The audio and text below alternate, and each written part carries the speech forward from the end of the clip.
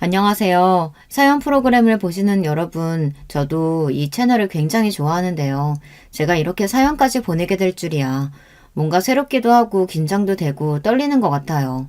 오늘 드릴 얘기는 누군가에게는 불편할 수도 있지만 저는 용기를 내어 이야기를 해보려고 해요. 다들 학창 시절을 생각하면 어떤 추억이 먼저 떠오르시나요? 저는 사실 좋은 추억들이 없다 보니 예전 생각만 하면 마음이 아직도 답답하고 힘든 건 어쩔 수 없는 것 같아요. 요즘에는 학교 폭력이 많이 알려지기 시작하면서 예방을 위해서 지원이 되는 부분들이 늘어났다고 하지만 제가 학교를 다닐 때만 해도 괴롭히는 친구들이 꽤나 많았거든요.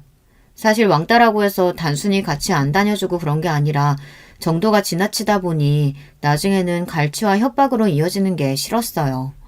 뒤에서 흉을 보는 것을 떠나서 인격적으로도 저를 깎아내리는 경우가 많았기 때문에 그만큼 힘든 시간이 될 수밖에 없었죠. 제가 심한 따돌림을 당했던 이유 중 하나는 제가 부탁을 들어주지 않아서였는데요. 정말 사소한 거였는데 이럴 줄 알았으면 그냥 부탁을 들어줄 걸 그랬나 싶을 정도로 집요하게 저를 괴롭히더라고요. 어떻게 보면 부탁은 핑계고 그냥 저를 괴롭히고 싶었던 건 아닌가라는 생각이 들기도 했어요. 괴롭힘이 심해지다 보니 학창시절 내내 좋은 추억은 없습니다. 특히 이동 수업이나 수련회에 갈 때는 같이 다닐 친구가 없어서 오히려 움츠러들고 저도 모르게 소극적인 성격으로 변하게 되더라고요. 예전에는 이러진 않았던 것 같은데 고등학교 1학년 후반 때부터는 거의 끌려다니는 일이 많아져서 말도 잘 안 하게 되었어요. 미안, 오늘은 이것밖에 못 가져왔어. 아니, 내가 오늘까지 모아오라고 얘기했는데 그걸 아직도 못 치웠다고? 아, 그러고 보니 너희 집 거진데 내가 너무 무리한 걸 요구했나? 어? 미안해. 오늘은 화장실 2시간 당첨. 그 안에서 심심할 테니까 내 숙제나 좀 대신해줘. 너희 집은 돈도 없어서 학원도 못 다니는데 이렇게라도 좀 배워야 되지 않겠어? 이렇게 친구 챙기는 사람이 어딨냐?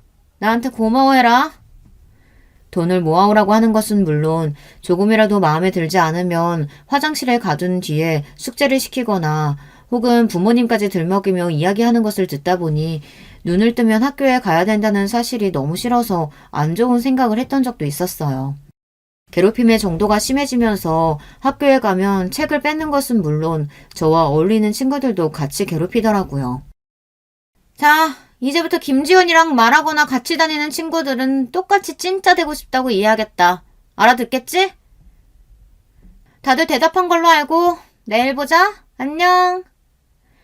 피해를 주고 싶지 않아서 혼자 다니기도 했는데 주변 친구들도 나중에는 점점 더 제 주변에는 아무도 오지 않더라고요.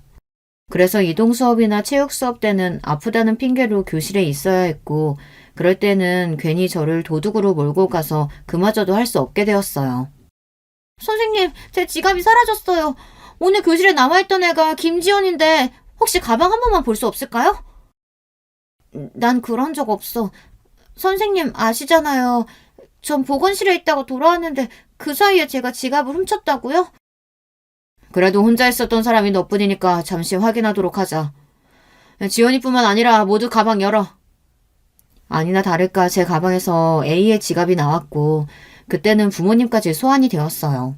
제가 하지 않았던 일들이 제가 한 짓이 되어버리고 더 이상 제가 아니라고 이야기를 해도 들어주는 사람이 없더라고요. 부모님께서도 제가 학교에서 어떻게 지내는지 아시는 게 아니라서 그런지 오히려 저를 다그치셨어요. 괴롭힘은 갈수록 심해지기 시작했고 나중에는 학교 이외에 다른 곳도 데리고 다니면서 괴롭히기 시작했어요. 노래방에서 노래를 해보라고 시켰고 재밌지 않으면 보이지 않는 부분을 찾아서 때리기까지 하니 정말 힘들더라고요. 때리는 것도 심하게 때리는 게 아니라 장난치듯이 머리를 툭툭 친다든지 혹은 발을 건다든지 그런 걸로 괴롭히니까 괜히 학교에 가면 긴장이 되기도 했어요. 학교에 가는 순간부터 집에 돌아오는 시간까지 하루 종일 감옥에 있는 듯한 느낌이 들었는데요. 저를 도와주려는 친구들도 없진 않았지만 절 조금이라도 도와주는 친구가 있다면 그 친구들까지 괴롭히는 게 싫어서 저도 다른 친구를 피하게 되기도 했고요. 그때 당시 선생님들은 어떻게 했냐고 물어보실 수 있는데요. 사실 절 괴롭히던 친구가 어느 정도 재력이 있었고 부모님이 잘 나가시는 분이시라 자연스럽게 묵살이 될 수밖에 없었는데요. 저희 부모님도 어떻게 손 쓸 수 있는 게 아닌 상황이라 제가 말을 하지 않았던 것도 있어서 아무런 해결이 되지 않았어요. 고등학교 시절 내내 저에게는 지옥과 같았다고 볼 수 있어요. 아무 말도 못하고 답답하게 구는 행동을 봤을 때 지금 와서 생각해보면 말해도 달라지지 않을 거라는 것을 알았기 때문에 그렇게 한 것 같아요. 부모님도 한참 바쁘시던 시기였고 뭔가 부담을 주고 싶지 않았거든요. 그동안 힘든 점도 많고 고등학교 3학년 때는 거의 저에게 말을 거는 친구도 없을 뿐더러 그림자처럼 다른 친구들을 따라다니면서 심부름만 하다 보니 저도 제 자존감이 낮아질 대로 낮아졌던 것 같아요. 언제 이 생활에서 벗어날 수 있을까 싶었는데 다행히 저는 좋은 대학에 갈 수 있는 성적이 되어 최대한 지역을 멀리 떠나기로 했어요. 그게 이 상황을 벗어날 수 있는 방법이라고 생각했거든요. 저희 학교가 지방에 있던 곳이라 그런지 멀리 가면 저를 더 찾을 수 없을 것이고 어차피 저 말고 괴롭히던 친구들은 성적이 되지 않아 올 수가 없는 곳이거든요.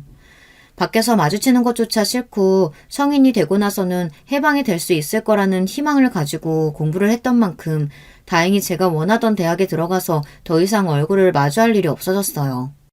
제가 가장 어이없었던 것은 아무 일 없다는 듯이 저에게 마지막 인사를 했던 졸업식 날이 기억이 나는데요. 그날도 대충 사진을 찍고 가려고 했는데 저희 부모님께 세상 친한 친구인 척처럼 행실을 하는 것을 보니 진짜 역겹더라고요. 야, 이번에 대학 멀리 간다면서? 혹시 나 보기 싫어서 그런 거야? 아쉽다. 같은 대학 갔으면 자주 만날 수 있었을 텐데.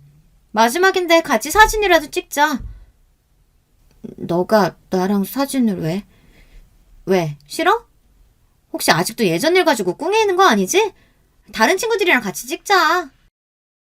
다른 친구들까지 불러와 가해자 무리들이랑 사진을 찍는 것은 정말 곤욕이었어요. 부모님은 친구들이 소심한 저를 잘 챙겨주는 것처럼 보여 좋게 보셨을 수도 있겠지만 저는 많이 불편했거든요. 그래도 드디어 마지막이라는 생각에 사진 한 장 정도는 그러려니 하고 넘어가기로 하고 저는 지역이 멀다 보니 혼자 생활하며 대학 생활에 적응을 하기로 했어요. 대학에 간 뒤로는 제가 생각했던 것보다 생활이 즐거워서 고등학교 때와는 달리 친구들도 많이 사귀고 또 외적으로 신경을 쓰다 보니 예뻐졌다는 얘기를 듣기도 했는데요.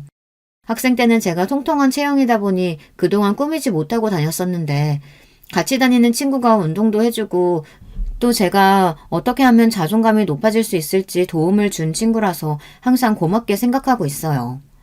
대학생 때 만났던 친구는 저의 모든 것을 알고 있는 친구인데요. 처음에는 이런 사실을 이야기하는 것이 어렵게 느껴지고 혹시라도 저를 싫어하지 않을까라는 생각도 들었는데요. 시간이 지나면서 이 친구라면 제가 아팠던 부분을 이해해주지 않을까 싶어서 시간을 두고 친구에게 맥주 한잔하며 이야기를 할 수 있었어요. 민정아, 이건 내가 정말 너한테 처음으로 말하는 건데 이걸 듣고 너가 날 이해 못하거나 답답해 할 수도 있어. 괜찮아. 에이, 내가 얘기를 얼마나 잘 들어주는데. 얘기해봐.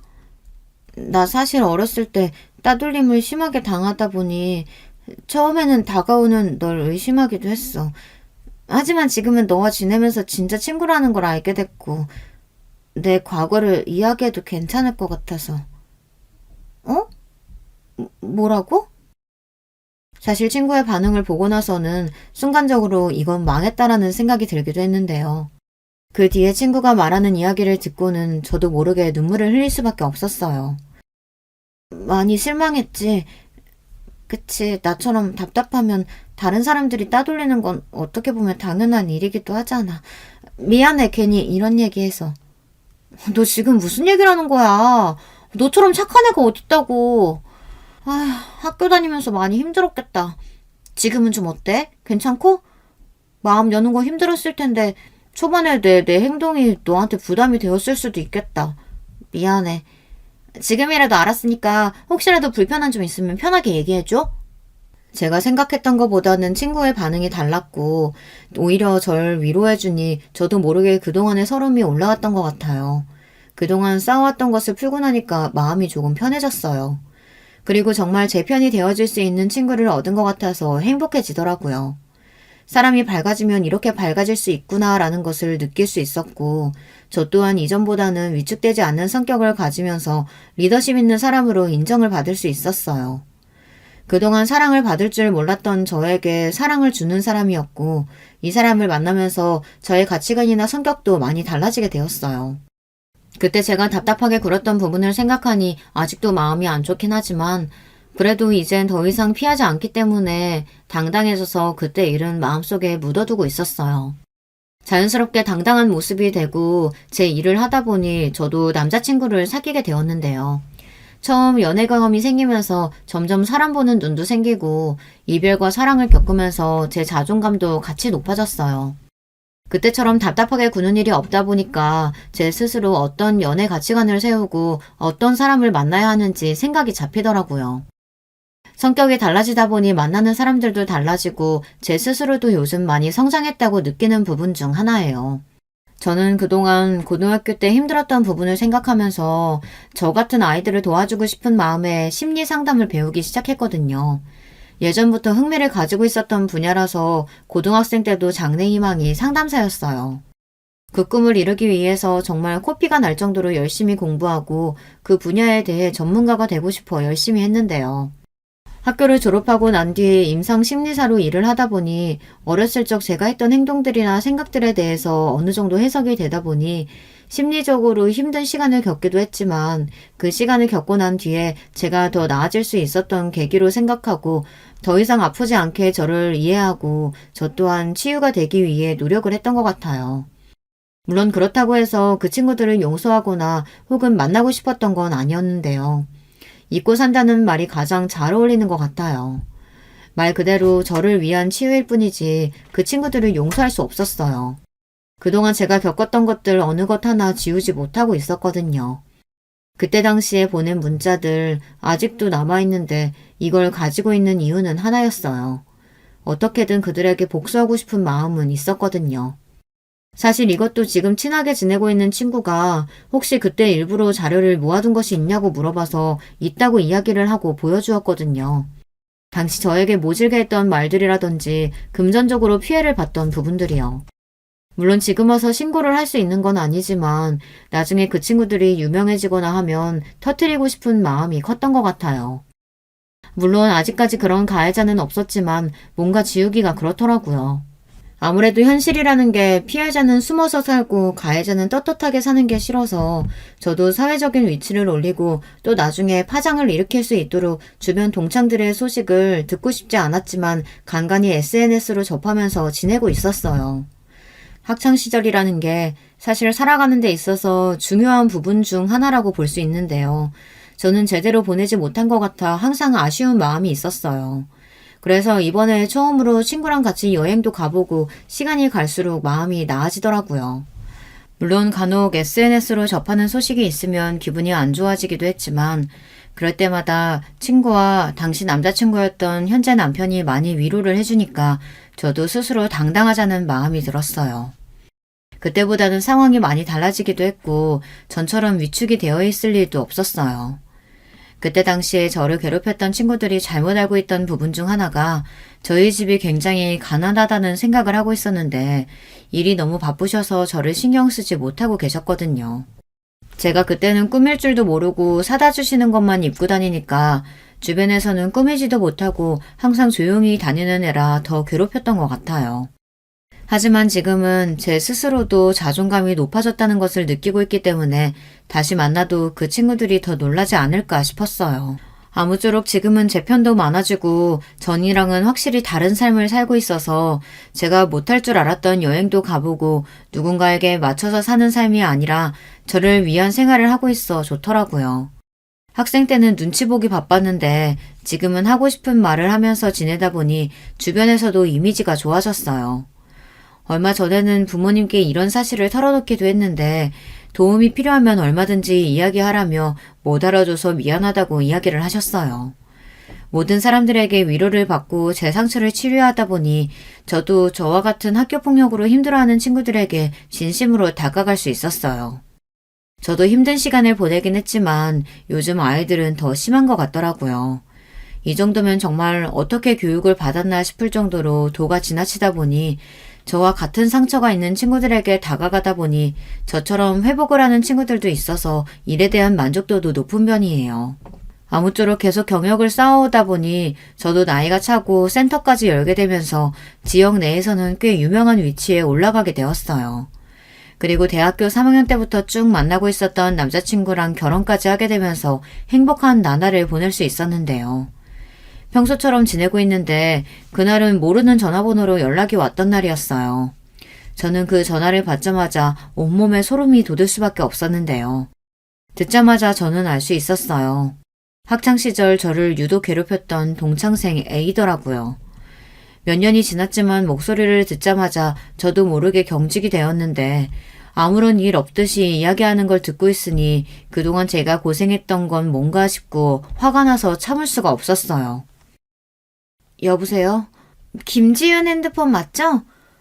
네, 맞는데 혹시 혹시 애인이? 기억하는구나. 오랜만이다. 잘 지냈지? 뻔뻔하게 인사를 해오는 아이의 목소리에 화가 나긴 했지만 왜 연락을 해온 것인지 궁금해서 물어봤어요. 아마 제 마음 한편에는 사과를 바라고 있었는지도 모르겠네요. 하지만 제가 생각했던 것과는 다른 대화가 흘러갔어요. 다른 게 아니라 이번에 우리 동창회 하는데 오랜만에 얼굴 좀 보면 좋을 것 같아서 대학 간 이후로 한 번도 못 봤지 아마?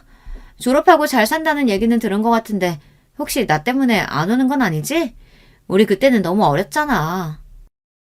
아, 어려서 그때 일을 잘 기억을 못하는가 보다. 그래, 동창회? 언젠데? 날짜 알려주면 갈게. 역시 너 쿨할 줄 알았어. 그때 일 마음에 담아두고 있는 건 아니지? 나 그럼 너무 속상할 것 같은데. 우리 이번에 만나서 서로 서운한 거 있으면 다 풀자.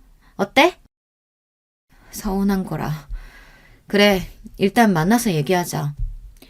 그럼 내가 애들한테도 미리 얘기해둘게. 그날 보자. 태연하게 통화하는 것을 듣고 나니 속이 너무 안 좋아서 점심 먹은 것들을 그대로 개어내고 얼굴 표정도 안 좋으니 직원들도 저를 살피고 괜찮다고 이야기하긴 했지만 사실 괜찮은 척을 했던 것 같아요. 아무리 시간이 지나도 다 나아지지 않는 부분인 것 같더라고요. 그동안 마인드 컨트롤을 잘하고 있었는데 뭔가 한순간에 무너진 느낌이 들어서 집에 들어가기 전 대학 때 만난 친한 친구들을 만나고 들어가기로 했어요.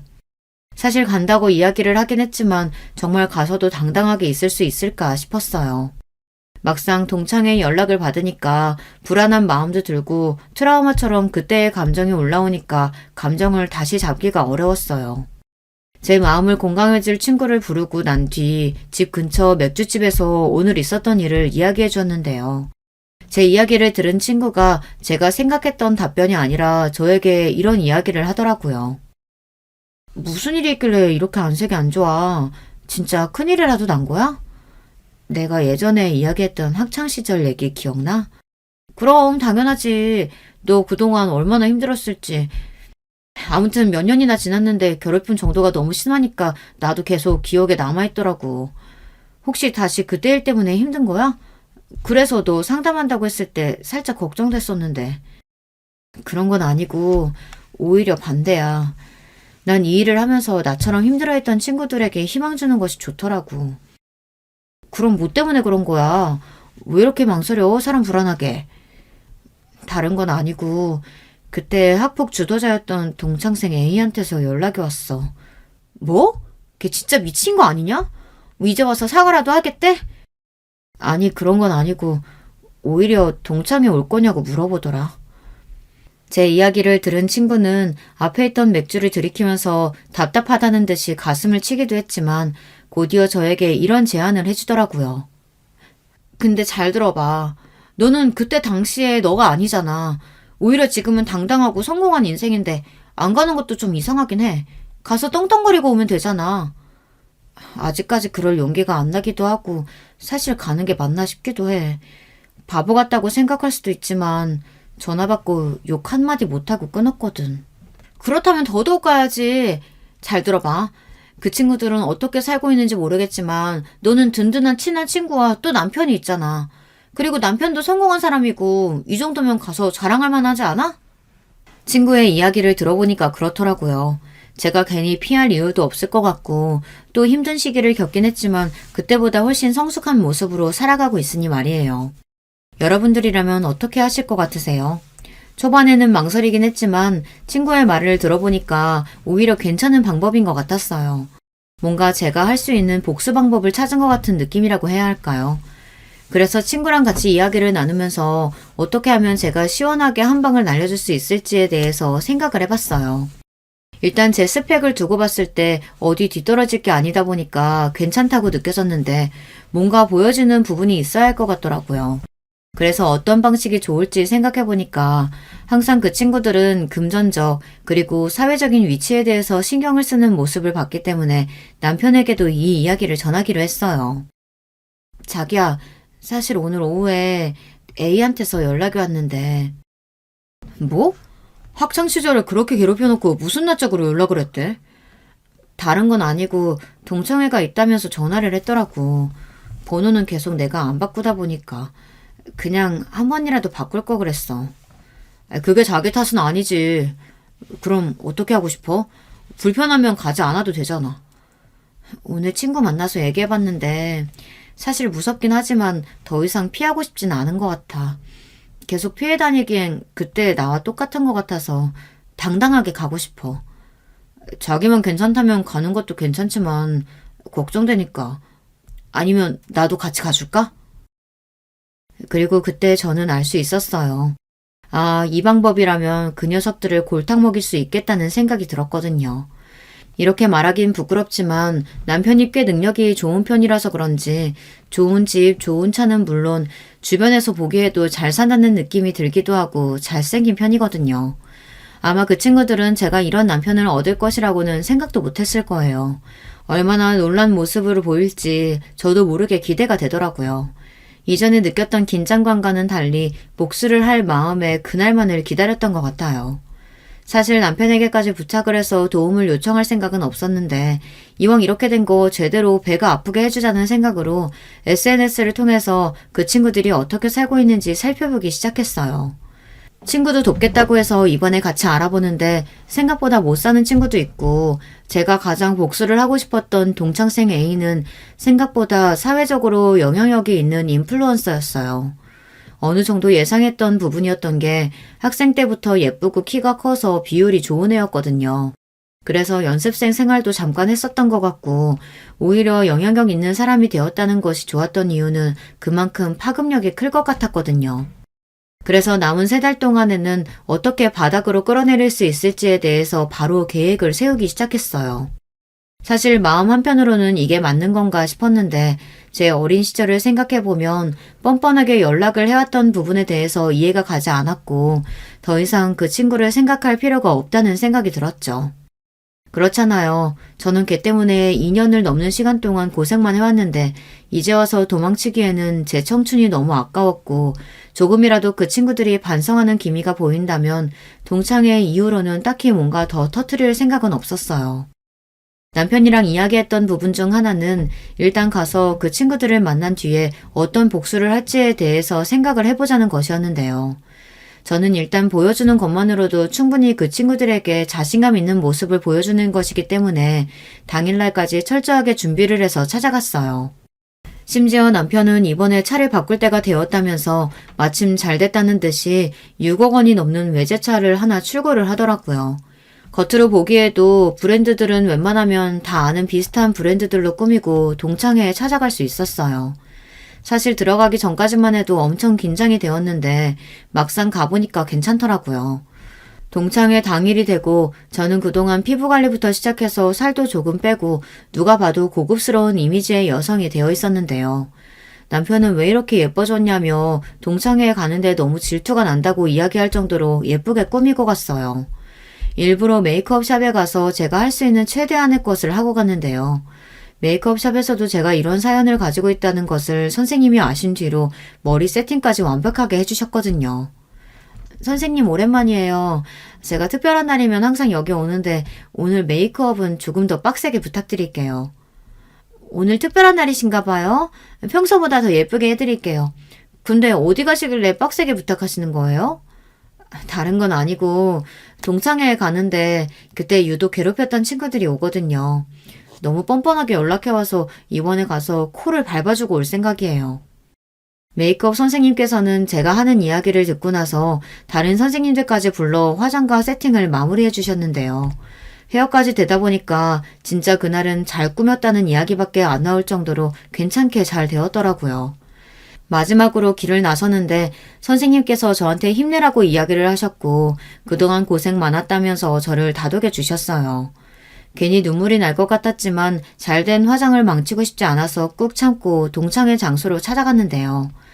들어가기 전까지 긴장이 되긴 했지만 당당한 모습으로 내부에 들어가고 보니 이미 많은 친구들이 와 있었어요. 저를 외면했던 친구들도 있었지만 그 중에서 제가 가장 어이없었던 것은 저를 괴롭혔던 친구 중 한 명이 저를 되게 반갑게 부르더라고요. 왔어? 오랜만이다. 나 기억하지? 왜 이렇게 예뻐졌어? 오랜만에 보니까 너무 좋다. 그치? 누구더라? 어쨌든 만나서 반가워. 아직 애인은 안 왔나 봐. 너 원래 성격이 이런 성격이었나? 조금 서운하네. 그래도 우리 나름 친하다고 생각했었는데. 일단 앉아. A는 일 끝나고 바로 온다고 연락 왔어. 동창생 B가 자리를 안내해주는 동안 저는 어디에 앉아야 할지 고민하고 있었는데 저를 불러주는 다른 친구들이 있었어요. 사실 따돌림을 당할 때 저에게 아예 친구들이 다가오지 않았던 건 아니었어서 초반에는 인사를 하던 친구들이 있었는데요. 오랜만에 보니까 반갑긴 했어요. 그 친구들은 자신의 의도와는 상관없이 저를 외면할 수밖에 없었던 상황이었던 만큼 그 친구들만큼은 제가 이해를 하고 있었거든요. 아니나 다를까 제가 앉은 자리에 있던 친구들은 저에게 그때 당시의 상황들에 대해 진심 어린 사과를 하면서 지금 너무 잘 커져서 고맙다는 이야기를 해줬어요. 사실 사과를 받을 친구들은 따로 있는데 그 친구들까지 괜히 가해자로 만든 것 같아서 미안한 마음이 들기도 했는데요.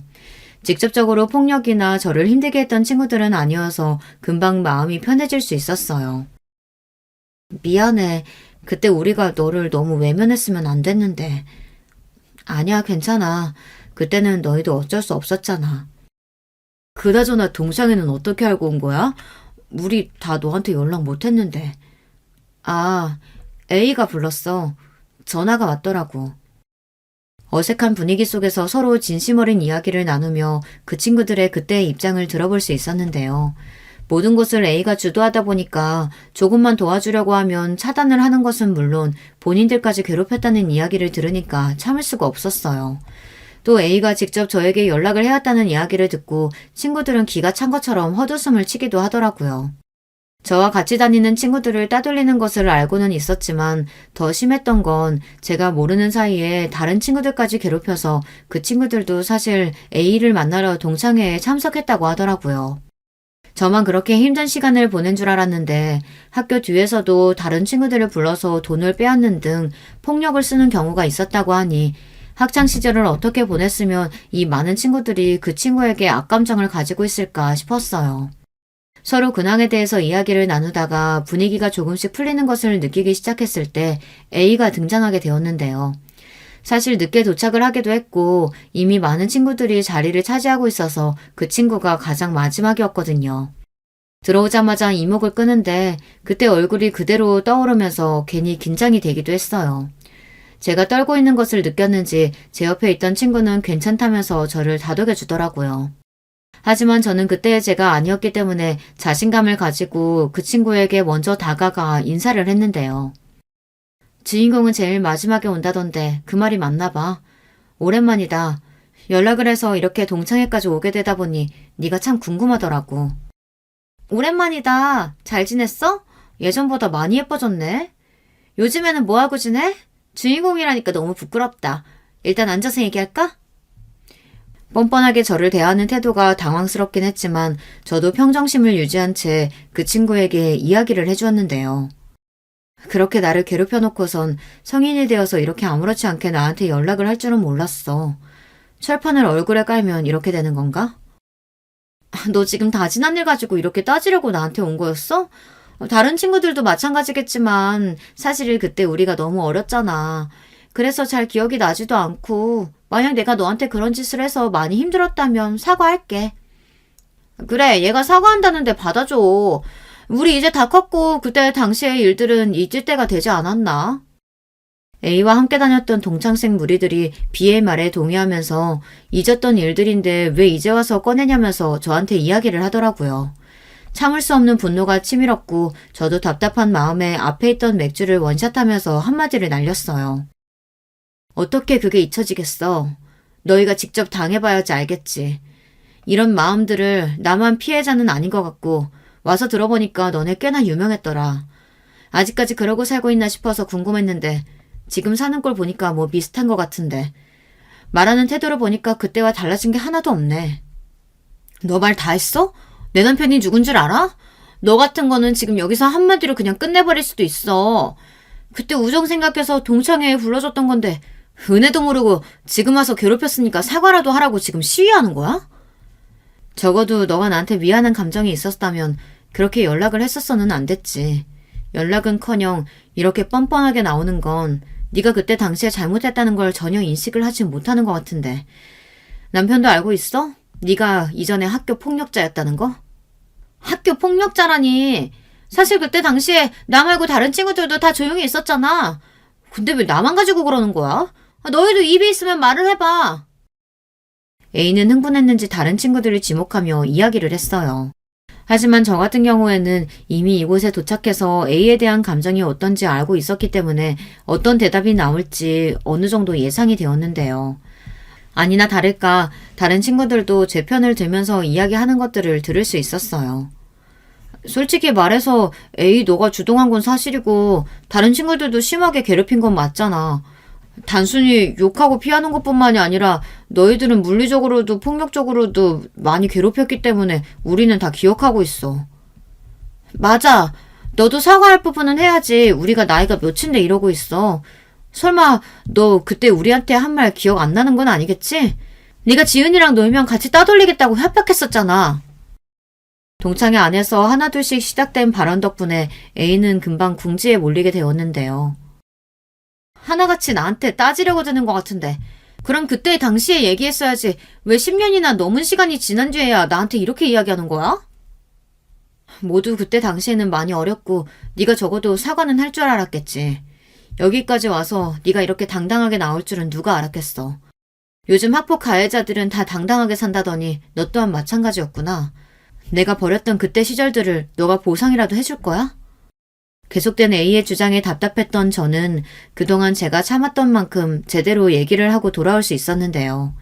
마지막까지 한마디 날려주고 나가려는데 타이밍 좋게 저에게 찾아온 남편 덕분에 그 친구의 코를 납작하게 밟아줄 수 있었어요. 앞서 말했던 남편이 능력도 되고 키도 좀 큰 편이라 사람들의 이목을 끌기엔 딱이거든요. 얼굴도 잘생겼다 보니까 자연스럽게 동창회에 있던 사람들이 다 남편을 쳐다보다가 남편이 저에게로 다가오니 다른 친구들도 꽤 놀란 눈치였어요. 남편은 자연스럽게 제 어깨에 손을 감싸면서 이제 나가자면서 이야기를 해주더라고요. A는 딱 봐도 잘생긴 제 남편 얼굴을 보더니 온몸에 명품으로 도배가 되어 있는 모습을 보고 나서 뻔뻔하게 다시 이야기를 이어갔어요. 어머, 지은이 남편 되세요? 얘기는 못 들었는데 굉장히 미남이시네요. 오랜만에 친구들끼리 만나서 이런저런 이야기하다 보니까 잠깐 언성이 높아진 것 뿐이에요. 오해 마시고 잘 들어가세요. 내가 내일 다시 연락할게. 우리 그때 다시 이야기하자. 너랑은 할 말 없고 앞으로 연락 안 해줬으면 좋겠어. 나 진짜 결혼도 잘하고 지금 잘 살고 있거든. 괜히 내 앞걸음에 방해될 일 없게 조용히 살아. 그리고 그대로 그 밖으로 나와서 저도 모르게 긴장이 풀렸는지 차에 타자마자 한숨이 먼저 나오더라고요. 밖을 보니까 A가 제가 탄 차량을 봤는지 얼마 뒤에 저한테 연락이 와서는 그 차는 정말 남편 것인 건지 결혼한 지는 얼마나 됐는지 등등 저에 대한 사생활을 캐묻기 시작했어요. 사실 동창회 때 그렇게 했으면 아예 연락을 안 해야 되는 게 맞지 않나요? 그때 당시 본인은 너무 어렸다고 하면서 저에게 이야기를 하는 것이 답답하기도 하고 또 한편으로 어렸을 테니까 그럴 수 있나 싶다가도 사실 그건 어린 것을 떠나서 도덕적인 문제가 분명했거든요. 그렇게 뻔뻔한 모습을 보이니 그냥 이대로 묵혀두기에는 제 복수가 너무 사이다 같지 않은 것 같아 고구마를 없애주기 위해 사이다 같은 복수를 결심하게 되었어요. 일단은 기본적으로 그 친구와 자연스럽게 만나면서 다시 이야기를 나누기 시작했는데요. 처음에는 이게 너무 싫었는데 제가 증거를 모아야 되다 보니까 자연스럽게 만남을 가지게 되었고 그 친구는 제 재산이라든지 남편에 대한 정보만 엄청 궁금해 하더라고요. 심지어 남편의 직업은 무엇인지에 대해서 물어보고 같이 셋이서 술 한잔 하자는 이야기까지 나왔는데 딱 봐도 어떻게 할 것처럼 말을 하는 거 보니 아직도 제가 본인 밑에 있다고 생각을 하는 것 같았어요. 뻔뻔한 태도 때문에 이렇게 지낼 수 없을 것 같다는 생각이 들어서 일단 남편에게 친구를 소개시켜주라고 이야기를 했어요. 그동안 네가 어려서 잘 몰랐다고 하니까 이번엔 그냥 내가 넘어가도록 할게. 네가 말했듯이 우린 어른이잖아. 아, 그리고 지금 근처에 남편이랑 남편 친구 있는데 혹시 괜찮다면 만날래? 전에 네가 남편 보고 싶다고 했잖아. 그럴까? 그때도 궁금한 거 못 물어봤었는데. 친구분까지 계시다니 딱이다. 자연스럽게 미끼를 물었던 친구는 좋다면서 제 친구와 남편 친구를 함께 만나기로 했는데요. 이번엔 제가 판을 짜면서 남편 친구에게도 부탁을 하다 보니 수월하게 상황이 만들어질 수 있었어요. 사실 남편이랑 이런 부분에 대해서 이야기를 할 때 어떻게 복수를 하는 게 가장 좋을까 싶었는데 제 소중한 학창 시절을 뺏어간 만큼 저도 그 친구가 소중하다고 느끼는 게 있으면 뺏고 싶었거든요. 그래서 남편 친구를 소개해준 다음에 그 친구의 학폭을 그대로 터뜨릴 생각이었어요. 이건 남편 친구도 알고 있던 부분이었기에 충분히 조율이 된 상황이라는 것을 알아주셨으면 좋겠는데요. 제가 너무 나빠 보일 수 있지만 사실 이렇게까지 하지 않으면 제대로 복수가 되지 않을 것 같았거든요. 두어 번 정도 친구를 만나게 하고 남편 친구에게도 연락을 드려봤는데 그렇게 큰 호감을 가지고 있진 않지만 일단은 진지하게 만남을 가져볼까 고민하고 그 친구에게 언급을 했다고 해요. 그 뒤로는 자연스럽게 저희 넷이서 식사를 할 수 있는 자리를 마련해서 그때 바로 터뜨릴 수 있었어요. 두 분이 고등학교 동창이라고 들었는데 이렇게 소개시켜 주실 정도면 꽤 많이 친하셨나 봐요. 그럼요. 저희는 둘도 없는 친구 사이였는데 이렇게 어른이 돼서 다시 만나서 얼마나 다행인지 몰라요. 저희가 학업 때문에 바빠서 연락을 서로 잘 못했거든요. 그치? 그치. 너는 친한 친구 사이에 숙제 심부름은 물론 돈도 모아오라고 이야기하잖아. 나는 지금은 그렇게 못하겠더라고. 뭐 그때는 어릴 때니까 네가 말한 대로 그냥 잊고 살긴 하는데 우리가 진짜 친한 사이는 맞았나? 야, 왜 그래? 술 많이 마셨어? 얘가 하는 얘기 그냥 흘려 들으세요. 역시나 제가 생각했던 대로 A는 뻔뻔함을 그대로 보여주었고 남편 친구는 당황을 많이 한 것 같았어요. 이렇게까지 뻔뻔할 줄은 몰랐겠죠. 그날은 어물쩡하게 자리가 정리되고 그 다음 친구에게 연락이 왔는데요. 너 일부러 그런 거지?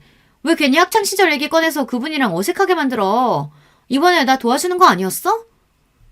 내가 널 위해서 이렇게까지 자리를 만들어줄 거라고 생각한 거야? 너 진짜 하나만 생각하고 둘은 모르는구나. 요즘에 누가 학폭 가해자를 만나고 싶어 하겠어. 나중에 문제될까봐 싶어 나는 이야기해준 것뿐이야. 이거 완전 미친 또라이 아니야. 지금 나한테 복수하겠다고 이렇게까지 한 거야? 야, 너는 나랑 별반 다를 게 하나도 없잖아. 너도 내가 괴롭혔던 이유로 지금 똑같이 나 괴롭히는 거 아니야. 다르지. 나는 적어도 이유라도 있지만 넌 이유 없이 친구들을 괴롭히는 사람이었잖아. 나 지금 통화 녹음 다 하고 있거든.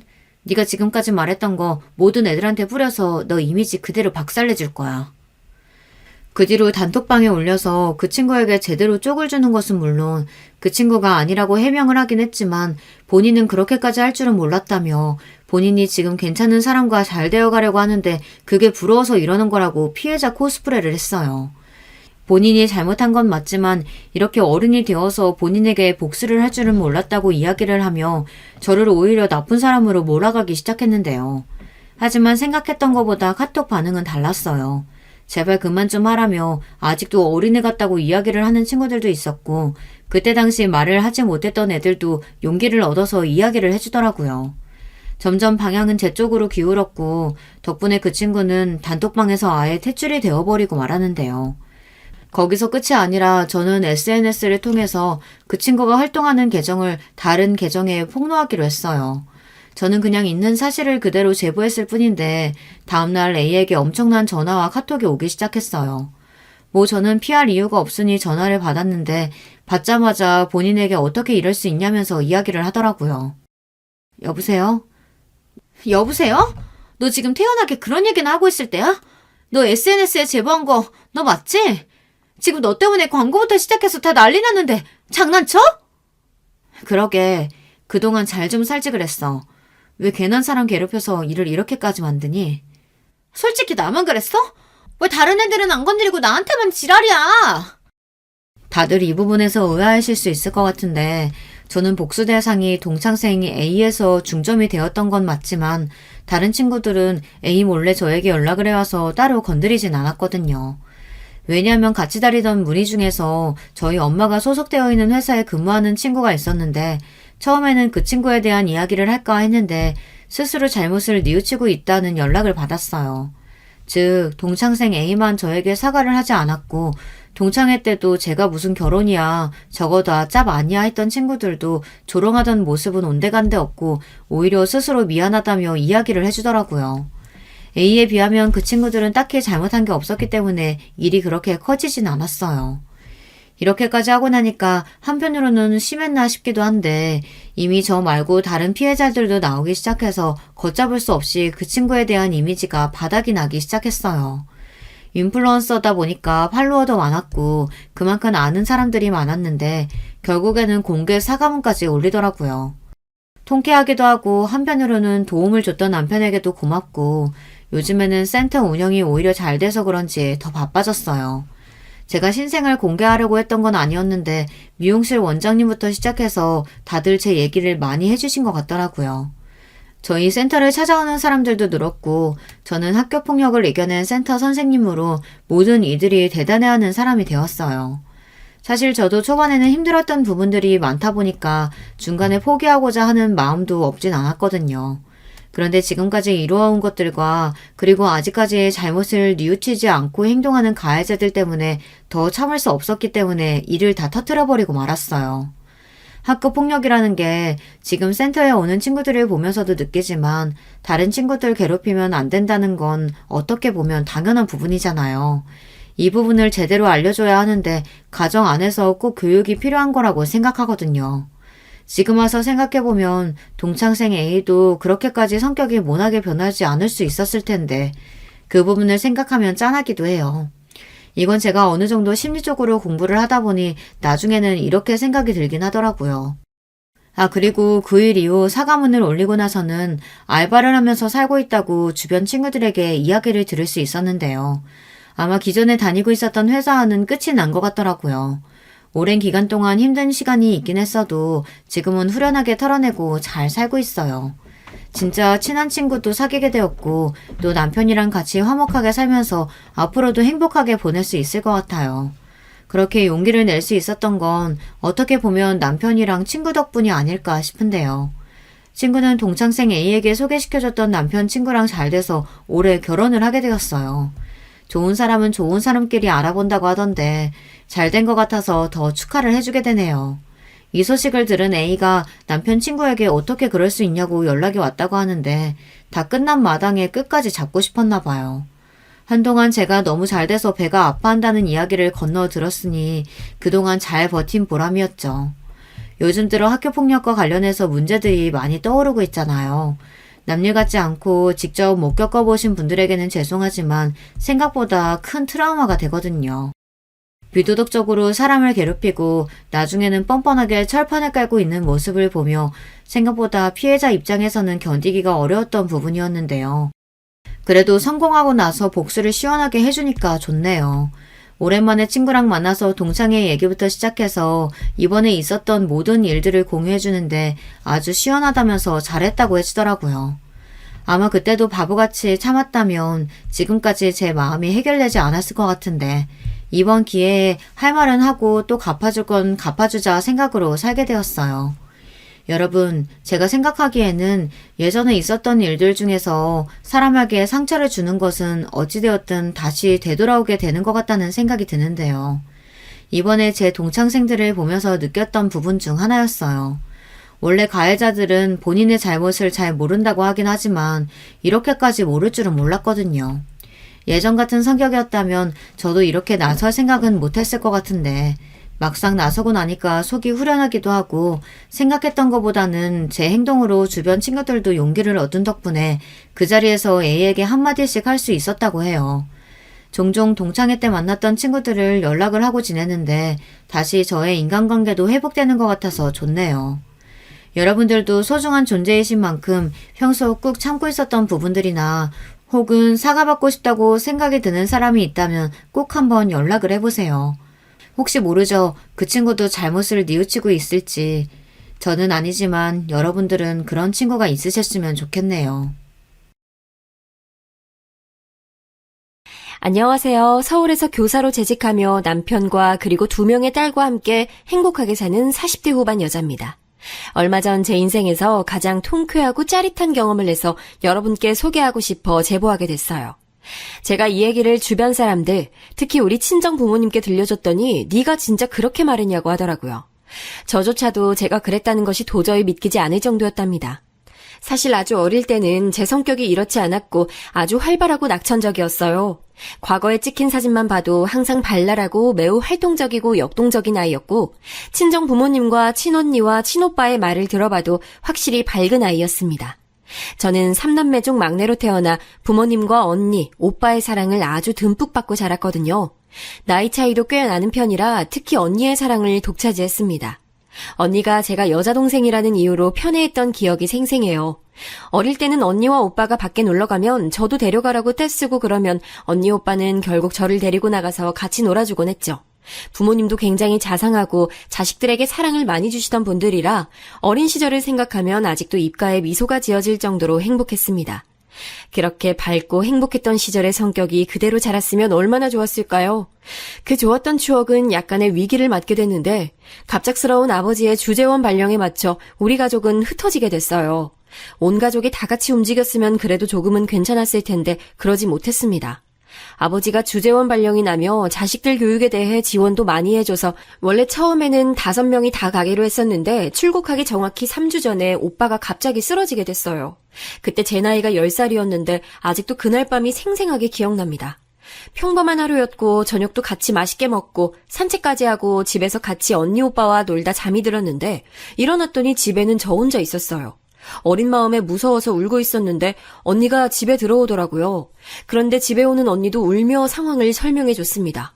오빠가 새벽에 갑자기 발작을 일으켜 병원에 입원했다고 하며 언니는 그래도 저를 챙겨서 학교를 보냈어요.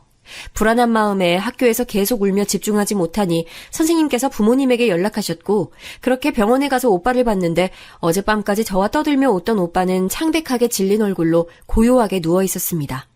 그때는 어려서 몰랐지만 나중에 알게 된 사실로는 원인불명의 혈압 저하였다고 해요. 이런저런 검사가 필요했고 실제로 결과도 기다려야 했습니다. 급하게 부모님은 2분이 상의한 결과 오빠는 절대 외국에 데리고 갈 수 없다는 결론을 내리셨죠. 그렇다고 오빠만 한국에 두고 나머지 가족만 나갈 수도 없고 정말 많이 고민하셨다고 합니다.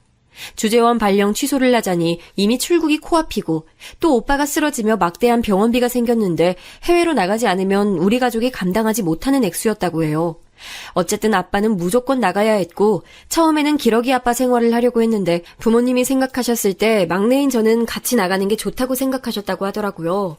아무래도 나이가 어리니 될 수 있을 때 외국 생활을 하는 것이 너무 중요하다고 생각해서 결국 엄마와 언니 오빠는 한국에 남고 저만 아빠 손을 잡고 외국으로 나가게 됐습니다.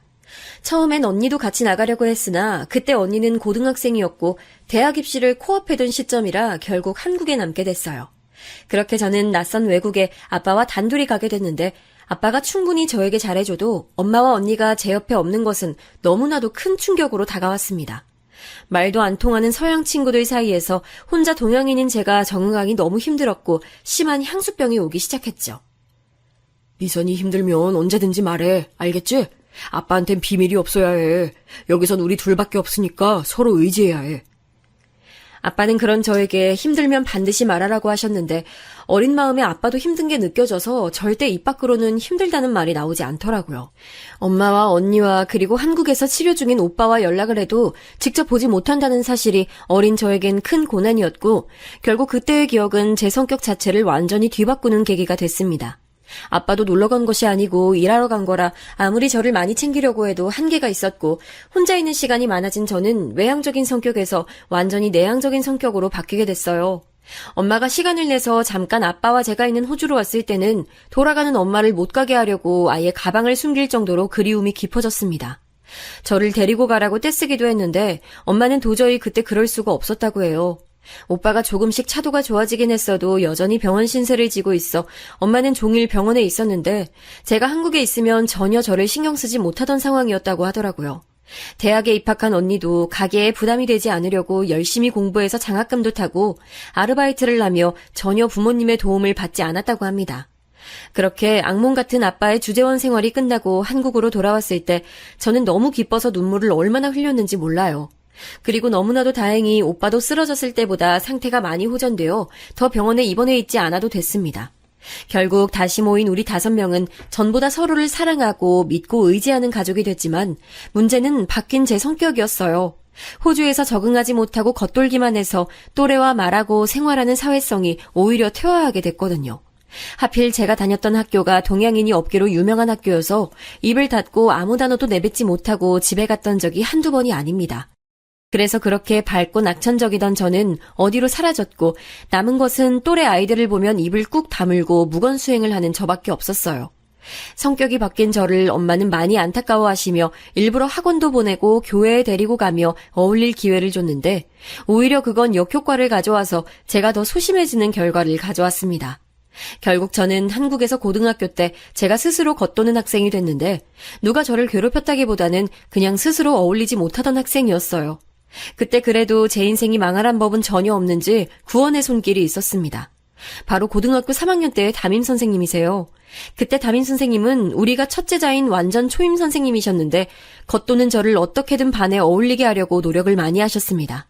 어차피 고3이라 다들 공부하기 바빴는데 그래도 겉도는 게 걸리셨는지 일부러 짝꿍도 바꿔주고 반에서 이런저런 활동도 많이 해주셨어요. 그래서 덕분에 저도 친구들과 말하는 기회가 생겨서 아예 입을 다물고 집에서만 밝았던 저를 어느 정도 사회에 어울릴 수 있는 사람으로 거듭나게 해주셨습니다. 그때의 기억이 너무나 커서 저는 진로 자체를 교사로 할 정도로 아직도 감사하게 생각하는 분이세요. 실제로 요즘도 연락하고 지내고 있는데 제가 사범대에 입학하겠다고 했을 때 너무 좋아하셨던 게 아직도 생생합니다. 이미 말했듯 그래서 저는 호주에서 살았던 기간 덕분에 영어는 너무나 자신 있었고 서울에 있는 대학교의 영어교육 전공으로 무려 장학금을 받고 입학할 수 있었어요. 제가 그렇게 선생님이 되겠다고 했을 때 사실 가족들의 반응은 그렇게 좋진 않았습니다. 제가 사회성이 부족하다고 생각했던 가족들은 오히려 우려하고 걱정하며 가능한 얘기냐고 물었죠. 그래도 저는 담임 선생님 덕분에 자신감이 조금 생겼고 또 저 같은 학생들을 보면 우리 선생님처럼 구원의 손길을 내밀어야겠다는 사명감에 뜻을 굽히지 않았습니다. 실제로 그렇게 입학한 대학에선 확실히 고등학생 때와 달리 조금 더 밝게 대학 생활을 할 수 있었어요. 마지막 담임 선생님 덕분에 조금은 사회성을 갖추고 대학에 가서 행사도 많이 참여하고 공부도 열심히 했더니 남자친구가 생기게 됐습니다. 아무리 조금 나아졌다고 해도 사실 다른 사람들에 비해 내성적이었고 무엇보다 낯을 굉장히 많이 가렸어요. 첫인상이 차갑다는 소리를 많이 듣는 편인데 실제로 누가 다가와도 벽을 치고 쉽게 친해지지 못했습니다. 그래도 고등학생 때처럼 말을 걸어도 무시하거나 그런 정도는 아니었으나 확실히 제가 먼저 다가가거나 그러진 못했고 묻는 말에만 대답하곤 했어요. 이런 제가 어떻게 남자친구를 사귀게 됐는지 궁금하지 않으세요? 저는 아직도 그날의 기억이 생생한데요. 그날은 학교에서 행사가 있어 다른 지역을 가는 날이라 아침부터 일찍 교내에 모여서 관광버스를 타고 이동하게 됐습니다. 친목 모임이면 가지 않으려고 했는데 교수님들도 같이 가는 학술 답사 같은 행사라 가고 싶지 않아도 가야 하는 행사였어요. 일부러 떠나기 3분 전에 도착해서 남는 자리에 앉았는데 그때 옆에 앉은 남학생이 바로 제 남자친구가 됐습니다. 남자친구 역시 낯을 굉장히 많이 가리고 또 말수가 애초에 적어서 말이 많지 않은 친구였어요. 그래서 다른 친구들이 버스에서 노래를 부르고 사진을 찍고 자기들끼리 게임을 하며 즐겁게 지냈는데 저와 남자친구는 조용히 무건수행을 하며 이동했습니다. 내려서 조를 짜서 이동하는데 우연히 같은 조가 됐고 그때도 버스에서처럼 조용히 둘이 붙어 이동했어요. 그러면서 계속 정신을 차려보면 남자친구와 저는 둘이 항상 붙어 있었고 이상하게 서로 아무 말도 하지 않았는데 마음이 편했습니다. 저만 그렇게 느낀 게 아닌지 남자친구도 제 옆에서 조용히 있었고 저희야 워낙 존재감이 없어서 남들은 우리가 붙어 있는지도 몰랐을 거예요. 저기 혹시 시간 괜찮으면 우리 이따 같이 밥 먹을래? 학교 앞에서. 돌아오는 버스에서도 같이 앉게 됐고 내릴 때 남자친구가 저에게 같이 밥을 먹자고 하더라고요. 나중에 들었는데 그때 저에게 말을 걸려고 혼자 머릿속으로 수십 번을 내뱉고 덜덜 떨리는 목소리로 말을 걸었다고 합니다. 사실 들은 입장에선 그냥 누군가가 저에게 말을 걸었다는 자체가 떨려 무슨 목소리였는지도 기억이 나지 않았지만요. 그렇게 첫 데이트 아닌 데이트는 학교 앞에 있던 분식집에서 같이 밥을 먹은 거였는데 먹으면서도 많은 말은 하진 않았습니다. 그냥 서로 이름 물어보고 사는 곳과 취미 정도 물어보고 바로 집으로 갔습니다. 그리고 다음에 학교에 갔을 때 남자친구는 제게 슬며시 다가와서 조심스럽게 약속을 잡았고 그렇게 우리는 연인 사이로 발전했습니다. 앞서 말했듯 워낙 존재감이 있는 사람들도 아니고 우리 과에 사람이 꽤 있는 편이라 다들 우리가 사귀는지 몰랐다고 생각했는데 나중에 들어보니 다 알고 있었다고 하더라고요. 저는 아무튼 오히려 그런 게 너무 편했습니다. 단체 생활을 그렇게 즐기는 편은 아니어서 남자친구와 둘이 수업을 듣고 밥을 먹고 시험 기간에는 도서관에 가서 공부하는 그런 생활이 참 안정감 있고 좋았어요. 남자친구의 성격도 저 못지않게 소심한 편이라 뭐 제가 신경이 쓰일 만한 짓은 하지 않았고 둘 다 술을 즐겨하는 편도 아니어서 전혀 연인 사이에 문제가 되는 행동은 하지 않았습니다.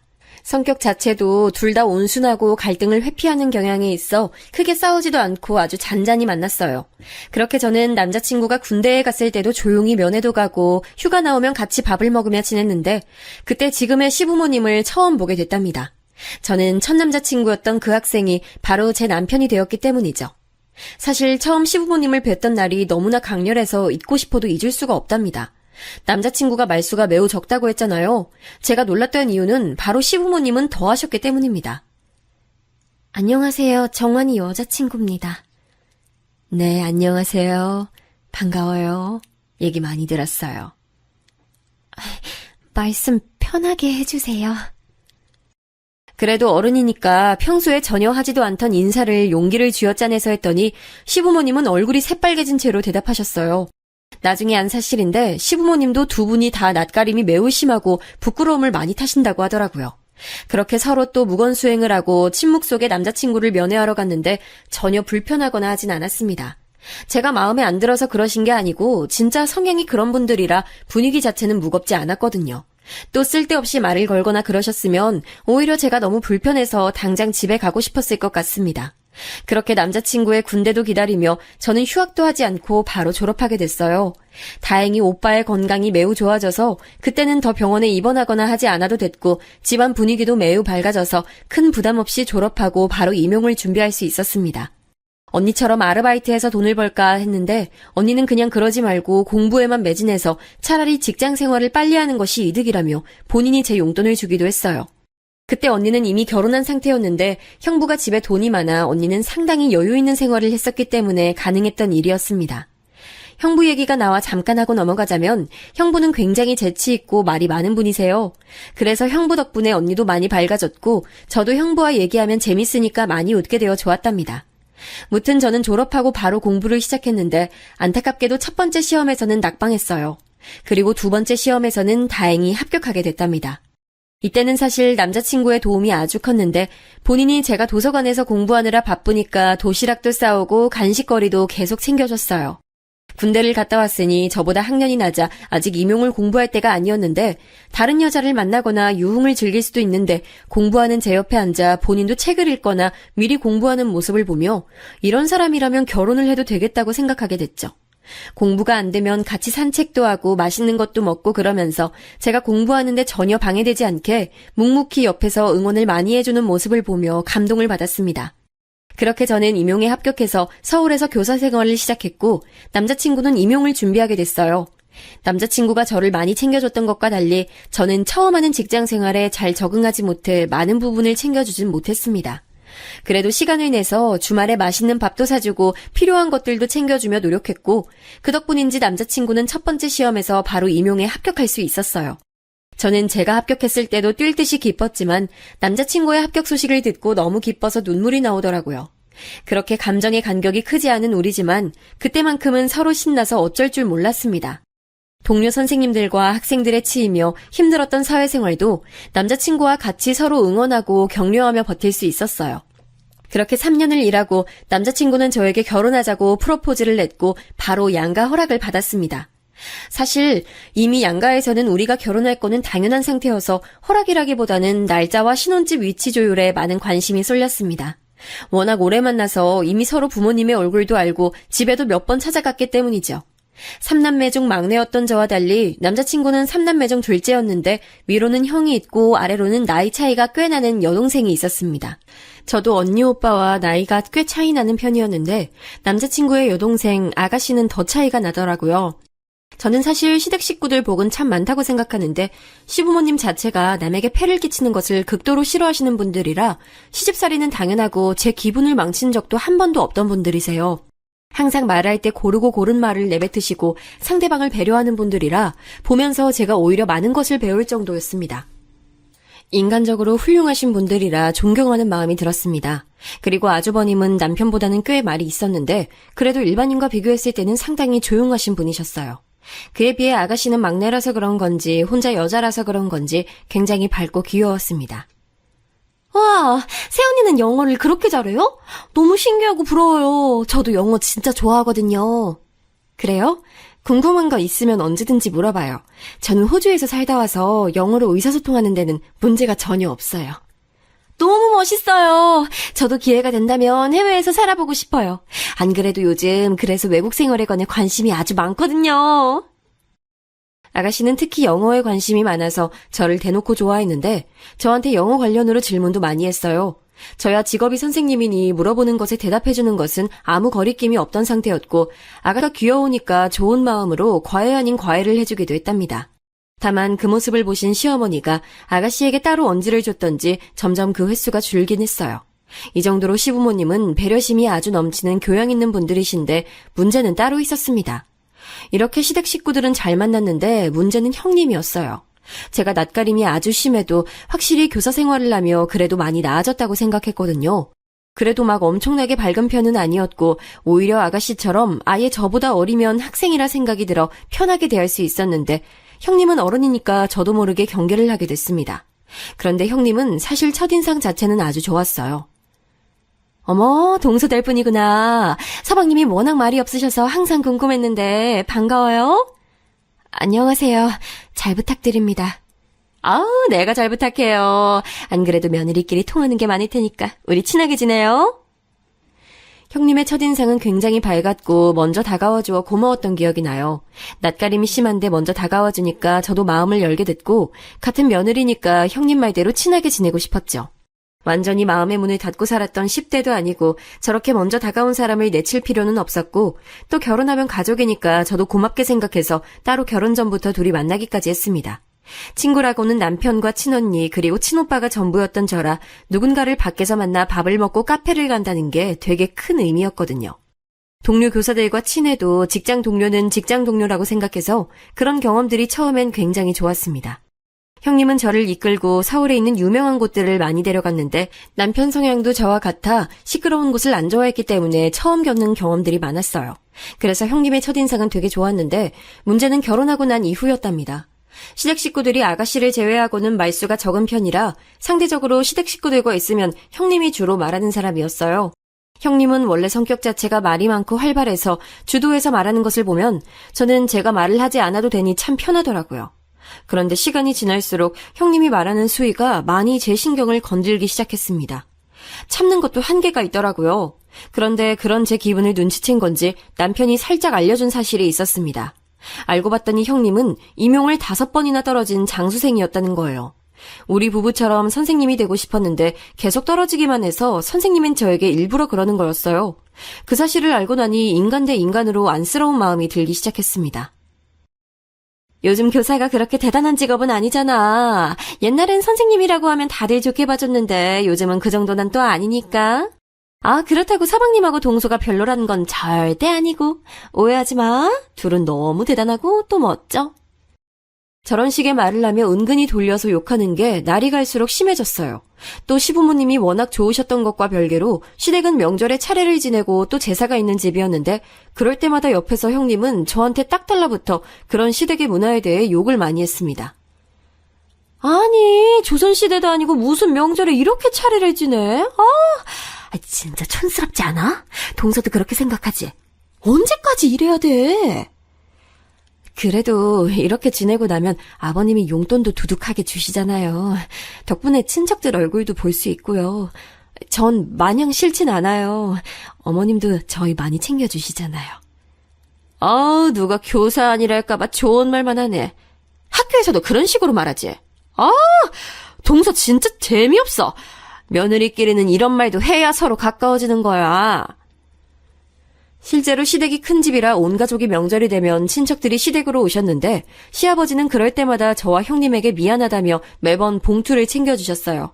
그리고 애초에 음식도 며느리들은 할 것도 전혀 없이 시어머니가 아가씨와 같이 준비하시고 저와 형님은 딱 그릇에 담기만 하는 그런 일만 했었거든요. 시어머니도 귀한 집 귀한 딸들에게 남의 집 제사를 지내라고 하는 게 미안하다며 매번 가만히 있으라고 하는 게 말버릇일 정도로 많이 챙겨주셨습니다. 설거지도 무조건 저와 형님이 있을 때는 손도 대지 못하게 아예 등을 밀어 부엌 밖으로 나가게 하실 정도로 시어머니는 며느리들에게 전혀 부담을 주지 않았어요. 그래서 명절 때도 저는 제사 음식 때문에 스트레스 받거나 그런 적이 전혀 없었습니다. 제사도 1년에 4번 정도 있었는데 도착하면 이미 다 아가씨와 시어머니가 준비를 끝내놔서 저는 절만 하고 올 정도였어요. 그리고 그럴 때마다 시부모님은 우리에게 미안하다고 하시고 또 번거롭게 해서 미안하지만 집안 전통이라 어쩔 수 없다고 말씀하셨거든요. 그래서 저는 아무 불만이 없었고 오히려 이런 식으로 가족들 얼굴 보니 좋다고 생각했는데 형님은 뭐가 그리 불만인지 옆에서 구구절절 이런 문화가 마음에 들지 않는다고 욕을 하니까 상당히 불편했습니다. 나중에 남편에게 들은 바론 시부모님도 형님이 오래 공부만 하다가 아주버님을 만나 결혼했으니 안쓰러운 마음이 있다고 하셨어요. 저도 저러는 본인은 속이 얼마나 힘들까 생각해서 최대한 무시했습니다. 또 제가 손 아랫사람이기도 했고 며느리들끼리 사이가 좋지 않으면 시부모님도 불편하시니까요. 그런데 그런 관계도 시간이 지나며 불편해졌는데 바로 아이 문제였습니다. 제가 결혼하고 얼마 지나지 않아 형님이 임신하고 저보다 먼저 아이를 낳았는데 아들이었어요. 첫 손주가 생기니 당연히 시부모님은 좋아하셨고 또 아들이니까 대를 이을 수 있으니 더 좋아하셨습니다. 그래서 시부모님은 형님에게 용돈도 주시고 많이 챙겨주셨죠. 저도 교사로 일하며 아이들을 더 사랑하게 됐기 때문에 시조카가 참 예뻐서 볼 때마다 많이 놀아주고 조금이라도 형님이 쉴 수 있게 해줬어요. 그런데 문제는 제가 아이를 낳고 나서 생기기 시작했습니다. 사실 저와 남편은 아이를 갖는 게 쉽지 않아서 병원까지 다니며 아이를 기다렸어요. 요즘 워낙 불임이 흔하고 이런 사람들이 수도 없이 많다는 것을 이미 알지만 그래도 자연적으로 아이가 찾아올 생각을 하지 않으니 얼마나 속상했는지 모릅니다. 학교에서 일하며 아이들에 관한 관심은 절로 늘어났고 우리 반 학생들을 보며 빨리 제게도 아기 천사가 찾아오길 바랐어요. 그렇게 기다리다가 인공적으로 아이가 생기게 됐는데 안타깝게도 저는 초기에 유산을 했습니다. 학교에서 일하다 발을 헛디뎌 계단에서 굴렀는데 그게 유산으로 이어졌죠. 처음엔 제가 힘들게 가진 아이를 잃었다는 생각에 죄책감도 심하고 또 정신적인 충격을 받아 도저히 출근을 할 수 없어 병가까지 내고 집에서 쉬었습니다. 그런 저를 시부모님은 상당히 안타깝게 여기셔서 추석이 얼마 남지 않았을 때 이번엔 오지 말고 친정에 가서 쉬다 오라고 먼저 말을 꺼내주셨어요. 안 그래도 정신적으로 너무 많이 힘들어서 시부모님에게 감사하다 하고 친정에서 쉬고 있는데 전화가 울려서 봤더니 글쎄 형님이더라고요. 동서, 친정에 있다며? 좋겠다. 나는 지금 시댁에서 계속 종일 고생하다 잠깐 산책하러 나왔어. 동서는 친정에서 몸 편히 쉬고 있겠네? 물론 그래야 좋지. 이해는 해. 형님, 네.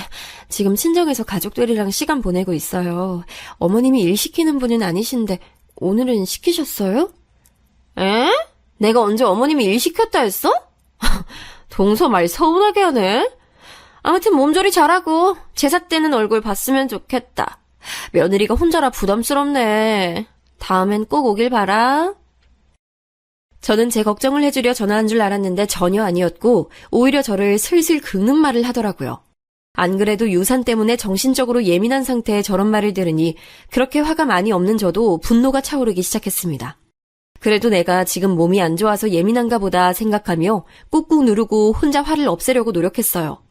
얼굴이 새빨개진 것을 보고 남편이 놀라서 무슨 일이 있냐고 물었지만 나중에 제가 따로 형님에게 직접 얼굴을 보고 말하려고 아무 일도 없다고 넘기게 됐죠. 그리고 그날 아가씨한테 안부 전화가 또 와서 받았더니 저는 너무 놀랐습니다.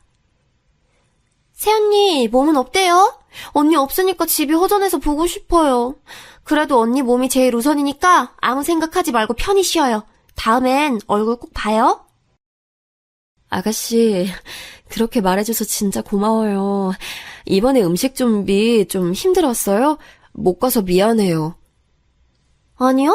우리 이번에는 엄마가 허리 다치셨고 언니도 없어서 예외적으로 나가서 갈비 먹었어요. 먹으면서 언니 생각 많이 나더라고요. 아빠가 그래서 언니 나중에 오면 갈비 사준대요. 아가씨의 말을 들어봤더니 시어머니가 며칠 전에 허리를 삐끗하셔서 움직이기가 매우 힘드셔서 이번만 친척들에게 미리 양해를 구해 상을 차리지 않았다고 하더라고요. 무려 나가서 갈비를 먹고 편하게 지나갔다는데 형님은 굳이 저에게 전화를 걸어 저런 말을 한 거였답니다. 속에서 화가 부글부글 끓어서 당장 전화해서 지금 나한테 거짓말로 부담 준 거냐고 묻고 싶었는데 죄 없는 우리 아가씨가 곤란해질까봐 그게 무서워서 혼자 차분히 감정을 정리했어요. 시부모님은 제가 부담스럽다고 느낄까봐 일부러 연락도 하지 않으셨고 귀여운 아가씨만 저에게 보고 싶다는 연락을 했는데 형님은 뭐가 그렇게 마음에 안 드는 건지 저한테 굳이 저런 전화를 걸었다는 거예요. 속으로 참는 것도 한계가 있으니 다음에 또 저러면 그때는 참지 않아야지 다짐하고 그 추석은 그냥 지났습니다. 여러분, 혹시 아기는 마음을 내려놔야 찾아온다는 말 들어보셨나요? 저는 그 말이 무슨 말인지 모르고 살았는데 그렇게 유산의 슬픔을 겪고 사실 남편과 저는 많은 얘기를 나누게 됐어요. 굳이 우리 부부에게 아이가 필요할까부터 둘 다 직업이 교사니까 종일 학생들을 보니 차라리 그 학생들을 우리 친자식이라 생각하고 사랑하며 살자는 둥 말을 많이 나눴습니다. 아마 그 당시에는 남편도 저도 상처받기 싫어서 그렇게 미리 얘기했던 것 같아요. 유산의 고통이 하도 크니까 다시 겪을 자신이 없었던 거죠. 시부모님께 살짝 언질해줬더니 시부모님도 우리 부부의 일이니 마음껏 본인들이 원하는 대로 하라고 하셨고 우리 친정 부모님도 마찬가지로 무엇보다 제 마음이 편해야 한다고 하셨습니다. 그래서 아이 생각을 내려놓고 남편과 여행도 다니고 책도 읽고 공기 좋은 곳에 가서 경치도 구경하며 1년을 보냈어요. 다니던 병원도 가지 않았고 아예 아이 생각을 지우고 일에만 몰두해서 남편과 저는 아이의 마음을 편하게 먹고 있었는데 그걸 하늘이 보고 감동했는지 아기 천사가 드디어 우리 부부에게 찾아왔습니다. 처음엔 그냥 피곤해서 몸이 안 좋은 줄 알았는데 혹시나 해서 병원에 갔더니 제가 임신했다고 하더라고요. 믿기지 않아 10번도 넘게 물어봤는데 의사가 보여준 초음파는 너무나도 임신이었습니다. 남편과 저는 웃으며 병원을 나와 각자 부모님에게 연락해서 상황을 알렸더니 양가 어른들이 오히려 눈물을 보일 정도였어요. 그렇게 이번에는 절대 무리하지 않아야지 생각하며 몸을 일부러 덜 쓰고 덜 움직였습니다. 남편도 원래 집안일을 도맡아서 하는데 제가 아예 신경 쓸 필요가 없게 자기가 더 노력해서 제가 아무것도 하지 않아도 될 정도로 만들어줬어요. 시댁에서 시부모님이 연락와서 너무 축하한다고 하시면서 명절이나 제사는 오지 말고 오로지 제 출산에만 신경 쓰라고 먼저 말씀해 주셔서 얼마나 감사했는지 모릅니다. 이때 형님이 소식을 들었는지 먼저 전화가 왔는데 일부러 받지 않으며 제가 먼저 피했어요. 그리고 저는 아주 건강하게 딸을 낳을 수 있었습니다. 처음 딱 아이를 보고 든 감정은 말로 설명할 수 없을 것 같아요. 너무 소중하고 또 소중해서 아이를 위해서라면 무엇이든 다 해줄 수 있을 것 같았죠. 그렇게 저는 육아휴직을 바로 써서 들어갔고 편안하게 아이를 키우기 시작했습니다. 친정에서 제가 고생했던 것을 잘 알고 아빠가 도우미를 붙여줘서 비교적 편하게 키울 수 있었어요. 시부모님도 손주로 딸은 처음이니 우리 아이를 예뻐해 주셨습니다. 특히 아가씨는 본인과 같은 여자아이라고 너무 좋아하며 노골적으로 예뻐해 주셨어요. 여자애라 그런가 좀 예민한 것 같아? 우리 아들은 안 그랬는데. 아이마다 기질이 다 다르니까요. 전 상관없어요. 형님이 그때도 툭툭 던지는 말을 내뱉었는데 일단 제가 너무 행복하고 아이 보는 재미에 푹 빠져서 그러거나 말거나 그때는 신경이 쓰이지 않았습니다. 그러다 아이가 세 돌이 지나고 사건이 하나 터졌어요. 저는 제가 호주에서 살다 온 경험도 있고 또 영어 선생님이니 우리 아이 영어 교육은 직접 해주고 싶었습니다. 사교육에 맡기는 것도 중요한데 저는 아이가 일단 영어에 대한 부담감이 없길 바랐고 또 영어 실력에 대해 상당히 자신감이 있는 상태여서 직접 교육하기 시작했어요. 아이가 싫어하거나 따라오지 못하면 당연히 그만두려고 했는데 다행히 아이는 제가 실생활에 영어를 노출시켜주니 곧잘 따라하게 됐답니다. 그러다 그날은 설날이라 시댁에 다 같이 모였는데 식탁에 마침 사과가 있었어요. 아이가 그걸 보고 영어로 사과를 말하자 식탁에 앉아있던 아가씨가 눈을 동그랗게 뜨고 놀라더라고요. 어머 언니, 방금 들었어요? 세연이가 사과를 영어로 말했어요. 천재 아니에요? 아마 집에서 제가 간단한 단어는 영어로 말해서 그런 것 같아요. 천재까진 아니고 그냥 익숙한 거죠. 천재죠. 우리 서연이 진짜 너무 똑똑해요. 언니 닮아서 영어 잘하니까 얼마나 좋아요. 서연이는 진짜 복 받았어요. 아가씨의 기분 좋은 칭찬에 입이 귀에 걸려서 서로 대화하고 있는데 형님이 슬그머니 다가오더라고요. 그러더니 뭐라고 했는지 아세요? 그거 뭐 단어로 말하는 게 얼마나 대단하다고 그래. 그 정도는 애들 다 해. 우리 아들도 그건 하더라. 막 엄청 대단한 수준은 아닌데? 초등학생이니까 당연히 그 정도는 말할 수 있어야죠. 교육 과정상 그게 맞아요. 못 말하면 그게 문제인 거죠. 뭐? 지금 교사라고 나 무시해? 정도껏 해. 동서 가만 보면 우리 무시하는 거 그거 습관이야. 알아? 네? 아니 그게 아니고 형님이 먼저 우리 애한테 뭐라고 하셨잖아요. 그동안 꾹꾹 혼자 참아왔던 감정이 빵 터지는 계기였는데 제가 저한테 뭐라 하는 것은 참아도 우리 딸한테 뭐라 하는 것은 도저히 가만히 못 듣겠더라고요. 그래서 저도 모르게 순간적으로 욱해서 나간 말인데 사실 말하고도 너무 심장이 쿵쾅거리고 얼굴이 빨개지는 게 스스로 느껴졌습니다. 역시나 형님은 기분이 나빴는지 저에게 대놓고 뭐라 했는데 아가씨가 도중에 말려서 겨우 진정할 수 있었어요. 그러면서 아가씨는 본인이 괜히 영어 얘기를 꺼냈다고 말하며 저를 달래줬습니다. 순식간에 일어난 일이고 또 저도 생각하기 전에 내뱉었던 거라 적잖이 당황했지만 그렇다고 후회하진 않았어요. 이 사건 이후로 형님은 저를 냉랭하게 대하기 시작했는데 저는 그럴수록 똥이 무서워서 피하나 더러워서 피하지 생각했습니다. 그렇게 서로 대면대면하게 적당히 거리를 두고 지내니 시간이 역시 약인 건지 조금 관계가 예전보단 회복이 됐어요. 그리고 저는 첫째가 돌이 지나고 나서 둘째를 또 자연적으로 임신했습니다. 원래 한 번 아이가 생기면 줄줄이 생긴다잖아요. 첫째가 둘째를 데려왔다고 생각하고 둘째 임신 기간에 첫째에게도 더 많은 관심을 줬습니다. 그리고 둘째도 아주 건강하게 유산하지 않고 출산했고 육아도 역시 양가 도움을 받으며 할 수 있었어요. 둘째가 태어나고 정말 기뻤던 사실은 바로 성별이었는데 내심 속으로 첫째가 딸이니까 둘째도 딸이길 바랐거든요. 그런데 정말 둘째가 딸로 태어나서 얼마나 행복했는지 모릅니다.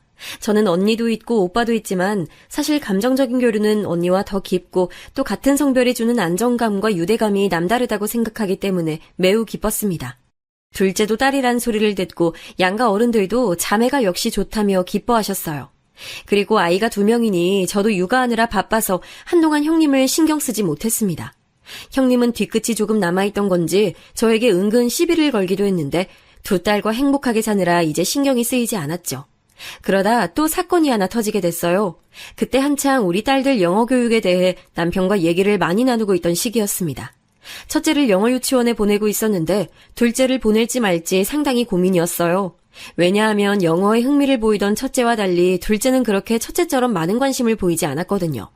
그런데 그 시기에 마침 시댁을 가게 됐는데 어쩌다 아가씨와 아이들 교육에 대해 식탁에 앉아 얘기를 하게 됐습니다. 아가씨는 그때 대학생이었는데 워낙 성격이 좋고 애교도 많고 또 저를 많이 좋아하는 사람이라 아가씨와의 대화는 제가 참 좋아해요. 언니 그럼 주연이는 영어 유치원 안 보낼 거예요? 지금 고민이에요. 남편은 둘째는 그냥 일반 유치원에 보내자고 하더라고요. 하긴 아이들은 다 성향이 워낙 다르니까요.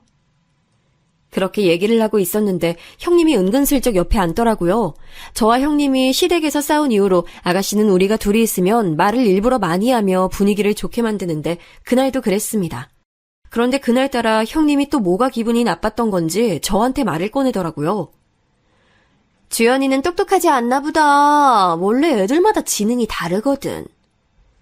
우리 주연이 아직 겨우 4살인데요? 원래 영재는 딱 그 나이 때 보이거든. 동서도 첫째 키워서 알잖아. 잘하는 애는 딱 보여. 하긴 형님 아들도 보니까 딱 아닌 건 아니더라고요. 아마 중학교 올라가면 적응 못할 게 보여요. 뭐? 아니 무슨 말을 그렇게 해? 형님이 먼저 시작했잖아요. 도대체 우리 애들한테 왜 그러는 거예요? 저는 아이들에 대한 애정이 매우 깊어서 저를 향한 비아냥은 참아도 우리 딸들을 향한 비난은 참을 수 없었습니다. 그래서 욱하는 마음에 또 받아쳤는데 형님도 끝까지 저와 대치했어요. 저번엔 시부모님이 마침 집에 안 계셔서 괜찮았는데 이번엔 거실에 시부모님이 앉아 계셔서 시부모님도 우리의 싸움을 알게 됐습니다. 아가씨가 말려도 귀에 들리지 않았는데 시어머니가 말리니까 그래도 좀 진정이 되더라고요. 그런데 우리 시부모님은 너무 좋으신 분들이지만 갈등을 피하고 평화주의자라 일단 둘 다 집에 가라고 하셨습니다. 남편 차를 타고 오며 형님에 대해 험담하니까 남편도 이제 지친다고 하더라고요. 저도 제가 왜 저런 소리를 들어야 하는지 모르겠고 아무리 가족이어도 얼굴 보기 싫었습니다. 그래서 저 사건 이후로 실제로 형님을 3년간 전혀 보지 않고 살았어요. 시부모님께는 너무 죄송하지만 도저히 형님과 마주할 자신이 없었습니다. 그 과정에서 아가씨와도 수없이 많이 통화하고 남편하고도 평생 하지 않던 부부싸움도 하고 의견을 타협하는 게 참 힘들었어요. 그래도 제가 많이 힘들어하니까 남편은 결국 시부모님께 우리 의사를 확실하게 전달했고 제사 때는 제가 안 가고 명절에는 남편과 아주버님이 서로 연락해서 우리는 서로 마주치지 않을 수 있었습니다. 그렇게 얼굴을 안 보니까 실제로 많이 안정되기 시작했고 나중엔 감정이 승화된 건지 괜찮아졌어요. 저도 아이들에게 집중하려고 했고 복직도에서 열심히 일하며 에너지를 다른 곳에 쏟으니 훨씬 마음이 안정됐습니다. 그래서 어느새 화났던 감정은 사라지더라고요. 남편이 먼저 제게 말을 건네서 이번 명절에는 오랜만에 같이 모이는 게 어떠냐고 물었습니다. 저도 시간이 꽤 지나기도 했고 무엇보다 형님을 보지 않던 그 기간에 시부모님이 중간에서 고생하신 걸 아니까 동의하고 같이 만났어요. 그리고 여러분, 그 명절 때 대망의 오늘 사연의 핵심이 나왔습니다. 가족들이 다 모이고 심지어 친척분들도 다 오신 자리에 형님은 그날따라 뒤늦게 나타나더라고요. 오랜만에 보는 얼굴이니 그래도 저는 어차피 가족이고 이혼하지 않으면 평생 봐야 하는 얼굴이니까 좋게 풀어보자는 의미로 백화점에서 화장품을 사서 선물로 가져갔어요. 그런데 형님은 시댁에 들어오며 저를 딱 쳐다보더니 말도 걸지 않고 바로 지나치더라고요. 그 모습을 보고 속으로 역시 사람은 바뀌지 않는다고 생각했습니다. 그래도 가족이 다 모인 자리니까 최대한 웃으며 어른들 비위를 맞추고 있는데 형님이 제 앞을 딱 가로막더라고요. 그러더니 집에 왔으면서 굳이 샤넬백을 내려놓지도 않고 저에게 자랑하듯 보여주길래 그냥 아무 말도 하지 않고 가만히 그 모습을 쳐다봤습니다. 무슨 말을 꺼내야 할지도 모르겠고 사실 엮이고 싶지 않았는데 형님의 말이 너무 기가 막혀서 저는 처음에 제가 잘못 들은 줄 알았어요. 동서 오랜만이다. 그동안 어떻게 지냈어? 잘 지냈지? 그냥 일하고 애들 보고 똑같죠. 형님은요? 살이 많이 빠지셨네요? 나? 난 너무 잘 지냈지. 샤넬백도 사고 요즘 너무 행복해. 아, 근데 동서는 이런 명품 없지? 교사라서 돈 많이 못 벌잖아. 빌려줄까? 결혼식 가기 전에 얘기해. 이런 거 보면 교사 안 한 게 천운이야. 형님은 선생님을 안 한 게 아니고 못한 거 아닐까요? 5번이나 임용에 떨어졌으니 형님의 사정도 안타까워서 적당히 지나간 날들이 후회스러웠습니다. 사람의 열등감이 지나치면 저렇게 된다고 느낄 수 있는 형님의 모습을 보며 참 한숨이 나왔어요. 예전 같았으면 저도 아이들 얘기니까 아니니까 적당히 무시하려고 했는데 그때가 하필 친척들도 많았고 딸들이 제 옆에 앉아 있어서 가만히 무시하면 평생 이러고 살겠다는 생각이 확 들더라고요. 그래서 순간적으로 저 말을 듣자마자 제 입에서 1초 만에 맞받아치는 말이 나왔습니다. 전 사람 자체가 명품이어서 괜찮아요. 형님은 중국상 짝퉁만도 못하잖아요. 그것도 사실 가짜죠. 제가 집에 엄마가 물려준 명품백이 있는데 딱 봐도 가짜네요. 저는 사실 그냥 내뱉은 말이었는데 진짜로 가짜였는지 형님의 얼굴은 금방 새빨개지기 시작했습니다. 그런데 형님의 반응보다 제가 더 놀랐던 것은 바로 아가씨와 시부모님 반응이었어요. 장소가 시댁이라 저도 말하고 수습을 어떻게 할지 고민이었는데 아가씨가 글쎄 제 말이 끝나자마자 웃기 시작했습니다. 새언니 너무 멋져요. 하긴 교사가 뭐가 아쉬워요? 전 언니가 훨씬 대단하다고 생각해요. 그래, 속 시원하게 말 잘했다. 진짜 내가 아무리 좋게 넘어가려 해도 한두 번이지 도대체 언제까지 그럴래? 아니 나도 계속 임용 떨어진 게 안쓰러워서 그냥 넘어가려 했는데 적당히 해야지. 저는 시어머니가 저렇게 말할 줄은 꿈에도 몰랐습니다. 평소에 워낙 온화하시고 화도 절대 내지 않는 차분한 성정의 소유자셔서 그런지 이번에도 그냥 저와 형님에게 둘 다 진정하고 좋게 풀라고 하실 줄 알았거든요. 집안 분위기를 왜 이렇게 만드는 거야? 자격지심도 적당히 해야지. 눈 감아주는 것도 한계가 있어. 당장 내 집에서 나가! 그리고 시아버지의 마지막 말까지 죄다 제 편을 들어주시니 감사해서 몸둘 바를 모르겠더라고요. 형님은 가만히 얼굴이 불타는 고구마처럼 새빨개진 채로 가만히 있으니까 남편이 나서서 아주버님 보고 나가라고 했고 그렇게 시조카를 데리고 셋은 시댁을 나갔습니다. 시부모님은 저에게 그동안 고생 많았다고 저런 식으로 매번 저를 괴롭힐 줄은 몰랐다며 저를 위로해 주셨어요. 그래서 순간 감정이 올라와 눈물까지 났습니다. 남편도 옆에서 집사람이 그동안 마음고생 심했다고 앞으로 진짜 형님은 시댁에 출입금지를 해야 한다고 강력하게 주장했습니다. 그렇게 조용하고 차분한 시어머니는 제게 형님과 평생 마주치지 않아도 된다고 하시며 당신이 쭉 지켜본 결과 매번 피해자는 저였다고 편을 들어주셨습니다. 그래서 그 뒤로 어떻게 됐냐고요? 지금도 형님은 시댁에 오지 못하고 있어요. 아주버님과 시조카는 그래도 명절이나 제사 때 겨우 오긴 해도 형님은 발도 못 들인답니다. 덕분에 시부모님이 챙겨주시는 용돈은 저만 두둑하게 받고 있네요.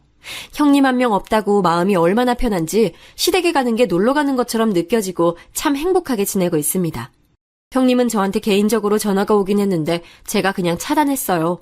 남편에게 물어봤더니 남편도 아주버님이 계속 연락 온다고 하던데 그건 남자들끼리 알아서 하라고 했습니다. 저는 더 형님과 마주치고 싶지 않고 그냥 그 사람을 떠올리는 게 스트레스니까요. 이 사건을 겪고 친정에 가서 있었던 일을 말하니 우리 친정 부모님은 진짜 제가 저렇게 말한 게 맞냐고 계속 물어보셨습니다. 언니와 오빠는 제게 너무 잘했다며 칭찬해줬고 다들 얼마나 통쾌하게 여겼는지 몰라요. 예전에 소심하던 성격의 저는 이제 없고 할 말을 다 할 수 있는 사람이 되어 한층 성장한 기분이 들고 행복합니다. 사랑스러운 우리 두 딸도 자기 인생을 이렇게 사는 사람이 되길 진심으로 바라며 제 사연 여기서 끝내겠습니다. 개인적으로 아주 뜻깊고 통쾌했던 사연인데 여러분은 어떻게 느끼셨는지 모르겠어요. 들으시면서 한 번이라도 웃으셨으면 그걸로 저는 만족합니다. 들어주셔서 진심으로 감사합니다.